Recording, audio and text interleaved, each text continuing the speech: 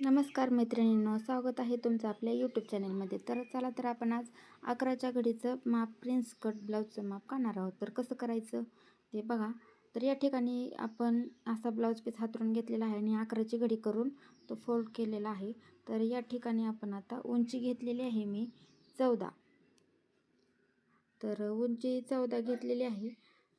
तर हे अस्तरचा ब्लाऊज शिवत आहे आपण. तर अस्तर मी आधी कटिंग करून घेते आणि आपण मागची उंची 14 घेतलेली आहे आणि पुढच्या बाजूला पण समोरच्या बाजूला 14.25ची टिक करून घेतलेली आहे. तर पुढच्या बाजूने आपल्याला थोडीशी नॉर्मल उंची वाढवून घ्यायची.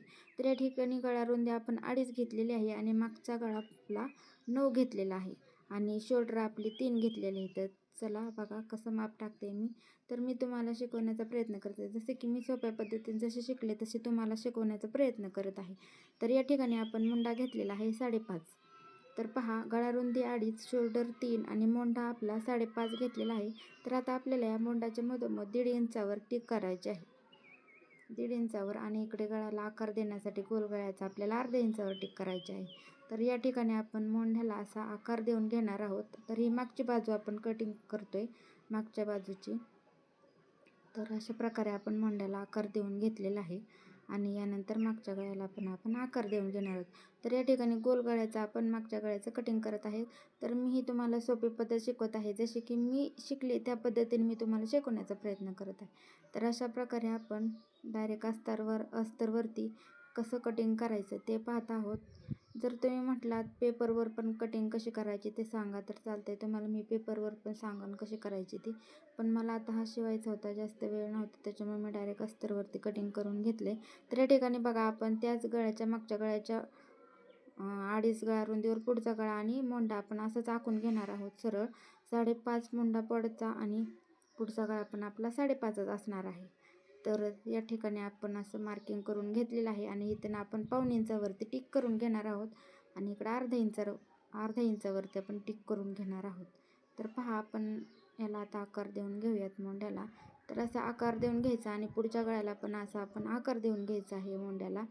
तर तुम्हाला खूप सोपी पद्धत आहे आणि तुम्ही घरी बसल्या बसल्या हे ब्लाऊज शिवू शकता. तर मी जसं शिकले ना तशी सोपी पद्धत, एकदम सोपी पद्धत, काहीच अवघड नाही मैत्रिणींनो याच्यात. आता आपल्याला जर शिकायचं आहे तर 4,000, 5,000, 6,000 शिकायला आपल्याला द्यावे लागतात महिन्याला. जसं की मी शिकायला गेले मी पण महिन्याला 4,000 रुपये देऊनच शिकलेले आहे. तर चला तर म्हणलं आपण आपल्या मैत्रिणींना यूट्यूबच्या माध्यमातून आपण आपल्या मैत्रिणींना आपण थोडंसं शिकवावं. तर पहा, या ठिकाणी मागची बाजू पुढची बाजू अशी आखून घेतलेली आहे. तरी पुढची बाजू आहे. आता याच्यावरती डायरेक्ट पिसावरती आहे ना शिवून आपल्याला प्रिन्स कट खूप सोपा जातो. अवघड पण म्हणजे दुसरी पद्धत पण येते मला, पेपरवरती कटिंग करून प्रत्येक पार्ट वेगवेगळे हे करायचे. पण मला ही सोपी पद्धत जाते. तर इथं 14.5 उंची पुढची मागची असं टाकलेलं आहे मी. आता इथं उंचीचं लिहिलं होतं लक्षात येण्यासाठी तुम्हाला. 14, 14.25 आहे बघा ही उंची.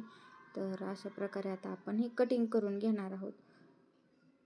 तुम्हाला जर वाटत असेल तर पेपरवर पण तुम्ही कटिंग करू शकता. मला आहे ना आता पिसावरती सोपं जातं, त्याच्यामुळं मी डायरेक्ट अस्तरवर कटिंग करते. तर बघा, असं आपल्याला पूर्ण कटिंग करून घ्यायचं आहे आणि खूप सोप्या पद्धतीत आणि असं घाई पण नाही, अशा पद्धतीने मी तुम्हाला सांगत आहे. अस्तरचं आपण 11च्या घडीचं आपण अस्तर आधी मांडून घ्यायचं 11च्या घडीवरती. 11ची घडी म्हणजे आपलं माप किती आहे मैत्रिणींनो? 11ची घडी तर आपलं 36चं माप झालेलं आहे. 36 साईजचं माप झालेलं आहे प्रिन्स कटचं. हळूहळू मी तुम्हाला 4 टक्स, प्रिन्स कट, कटोरी, 1 टक्स सगळे ब्लाऊज मी जसे शिकले तसे तुम्हाला शिकवण्याचा मी यूट्यूबच्या माध्यमातून प्रयत्न करत आहे. तर बघा, आपण मागचा पुढचा गळ्याचा आपण आकार कापून घेतलेला आहे. आता आपण शोल्डरच्या मधून आपलं मागच्या गळ्याचं कटिंग काढून घेतलेलं आहे. तर पहा, अशा प्रकारे आता आपण पुढची बाजू कटिंग करून घेणार आहोत. तर पुढची बाजू ही प्रिन्स कट आहे, याच्यावरच आपल्याला 4 टक्स शिवता येतो आणि 1 टक्स पण शिवता येतो. तर मी आता याचा प्रिन्स कटचं माप आहे, म्हणजे प्रिन्स कटचा शिवायचा आहे मला. तर त्यासाठी मी हे प्रिन्स कटचंच माप दाखवते तुम्हाला 36 साईजचं. तर हे बघा आपले पुढचे गळे. तर यातून मी शिवताना परत प्रिन्सचा आकार देऊन मी शिवणार आहे. तर तुम्हाला तेही दाखवते मी कशा प्रकारे शिवणार आहे ते. तर बघा, आपला मागचा गळा असा रेडी झालेला आहे, छान असा. आणि पुढची बाजू, मागची बाजू कशी वाटली नक्कीच कमेंट करून सांगा. आणि तुम्ही कमेंट करून सांगू शकता, काही चूक झाली तरी तुम्ही मला सांगू शकता. शिकलेल्या ताई असतील त्यांनी पण सांगू शकता.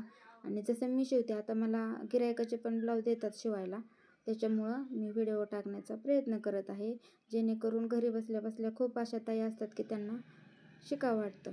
तर बघा आता इथं आपण बाहीचं माप काढणार होतो, तर जे राहिलेला ब्लाऊज अस्तरचा कपडा होता ना आपला, तर ते मी असा 4 गडीमध्ये असा फोल्ड करून घेतलेला आहे पूर्ण. तर या ठिकाणी आपली बाहीची रुंदी आहे 8.5. तर इथं आपण घेतलेलं आहे, बरोबर माप बसत होतं म्हणून मी बाही कटिंग याच्यावरतीच केलेली आहे. तर आता आपली बाहीची लांबी आहे 5.5, 5.25 घ्यायची आपल्याला. तर या ठिकाणी मी अर्धा इंच जास्तच घेतलेलं आहे, 5.5 घेतलेला आहे, 6 घेतलेला आहे. तर पहा या ठिकाणी आपल्याला असं आखून घ्यायचं आहे. या ठिकाणी आपल्याला 2.5 इंचावरती टिक करून घ्यायची आणि त्या टिकनंतर आपल्याला पुढं 1.5 इंचावरती टिक करून घ्यायची आणि वरती पण कडेच्या साईडनं आपल्याला 1.5 इंचावर टिक करून घ्यायची आहे आणि आकार देण्याचा प्रयत्न करायचा आहे आपल्याला. तर पहा आपण कसा आकार देतोय. सुरुवातीला मैत्रिणींनो आकार द्यायला मलाही जमत नव्हतं, पण नंतर मी आकार द्यायला शिकले. तसं तुम्हीही आकार द्यायला शिकताना हळूहळू प्रॅक्टिस करा. तर या ठिकाणी आपल्याला यस आकार कसा काढतो आपण तसा आकार द्यायचा आहे. तर पहा या ठिकाणी आपण असा आकार देऊन घेतलेला आहे. तर बरोबर त्या आकाराच्या मध्ये आपल्याला अर्धा इंच पाऊण इंच अंतर आलेलं असायला पाहिजे.